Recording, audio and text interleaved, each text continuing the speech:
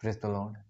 प्रार्थना में आप सबको स्वागत करता हूँ और आज के मनन के लिए हम देखेंगे यूहन्ना लिखित सुसमाचार उसका चैप्टर 4 और वर्स 27 से लेकर 38 तक। और जो पिछले भाग था हम यीशु मसीह और सामरी स्त्री से जो प्रभु और उसके बीच जो बातचीत हुई उसके विषय में हमने मनन किया और आज और एक भाग है और हम वर्स 27 को देखेंगे और 38 को।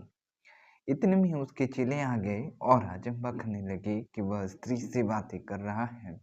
तो वे किसी ने ना पूछा कि तू क्या चाहता है या किस लिए उससे बातें करता है। और 38 में ये लिखा है, मैं तुम्हें वह खेत काटने के लिए भेजा जिसमें तूने परिश्रम नहीं किया, दूसरों ने परिश्रम किया और तुम उसके परिश्रम के फल में भागी हुए। जब प्रभु यीशु मसीह सामरी स्त्री को अपने जो बारे में बताता है और उसके बारे में भी बताता है कि वो कैसी स्त्री थी और वो क्या क्या कर रही है।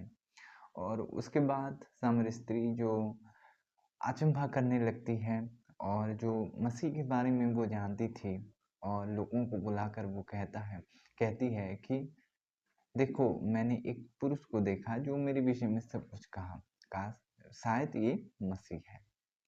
और उस दिन जब ये बातचीत हो रहा था और चेले आकर देखे कि वो एक स्त्री से बातें कर रहा है, लेकिन उनमें से किसी ने कुछ ना पूछा कि उसे क्या चाहिए। उसके बाद प्रभु यीशु मसीह एक बहुत अच्छा एग्जाम्पल देते हैं कि कटनी का हम जो चावल उगाते हैं, हम जो गेहूं उगाते हैं, जब कटने का समय आता है, एक मजदूर होता है तो बहुत टाइम लगता है उसमें। अगर गेहूं का है तो एक मजदूर अगर वहां पर लगता है बहुत टाइम लगता है। यानी उसका मतलब ये है कि हमें प्रभु की बातों को सुनाना है, सुसमाचार को सुनाना है। मनुष्य में ज्ञान है कि वो समझ सकता है, उसमें परमेश्वर ने ज्ञान दिया है, क्या बुरा है क्या अच्छा है वो अच्छी तरह जानता है। तो आपको मसीह के बारे में कहना है कि मसीह अनंत जीवन देने वाला है, वो जी उठा है, वो आपके लिए मरा, आपके लिए जी उठा है। आप उससे विश्वास करें, वही आपको अनंत जीवन दे सकता है। जैसे सामरी स्त्री को प्रभु ने कहा, अगर तू ये जानती कि तुझसे कौन बातें कर रहा है, अगर तू परमेश्वर को वरदान को जानती और ये जानती कि तुझसे कौन बातें कर रहा है, तो मुझे तू अनंत जीवन मांगती, अनंत जल मांगती। और जो सामने स्त्री भौतिक सोचने वाली थी, वो कुएं के बारे में सोच रही थी। लेकिन यहाँ पर प्रभु अपने चेलों को कहते हैं कि पके हुए खेत बहुत हैं, मजदूर थोड़े हैं।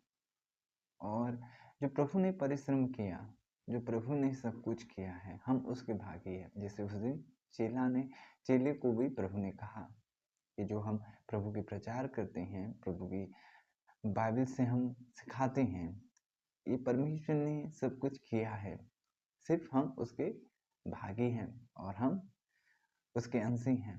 परमेश्वर जो प्रभु यीशु मसीह के द्वारा सब कुछ किया है, परिश्रम, वो सब कुछ कर चुका है।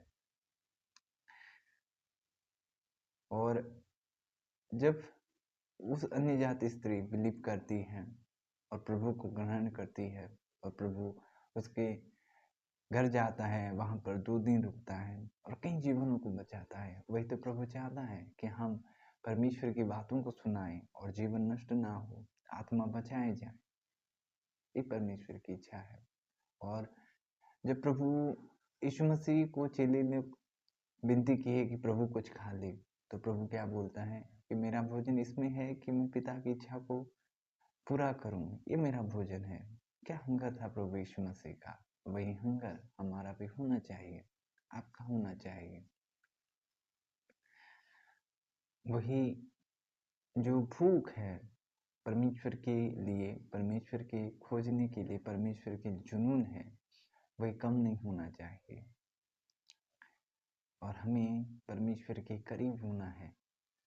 परमेश्वर आप पर अनुग्रह करें इस वचन के द्वारा। आमीन। अभी प्रार्थना का समय है, मैं आपके लिए प्रार्थना करूंगा। पिता, मैं आपके लोगों के लिए दुआ करता हूँ खुदावंद। प्यारे प्रभु जी, वे आपके लिए भूखे और प्यासे बन जाएं खुदा। प्यारे प्रभु, आपकी इच्छा को मानने के लिए आप अनुग्रह करें खुदावंद। आपकी इच्छाओं पर चलने के लिए अनुग्रह करें खुदा। उनके जीवन आपका है प्रभु जी। हे प्यारे प्रभु, पके हुए खेत बहुत हैं खुदावंद, मजदूर थोड़े कम हैं। हे प्यारे प्रभु, अनुग्रह करें खुदा। आपके सुसमाचार को प्रभु चारों ओर फैलाने के लिए अनुग्रह करें। हर एक बंधन टूटे उनके जीवन से खुदावंद।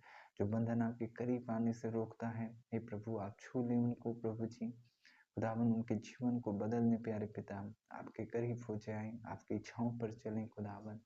ऐसा अनुग्रह करें, आपके अनुग्रह बढ़े, आपकी इच्छाओं पर चले, आपके प्रेम में बढ़े खुदा। आपकी शांति उनके जीवन पर बना रहे प्यारे प्रभु जी।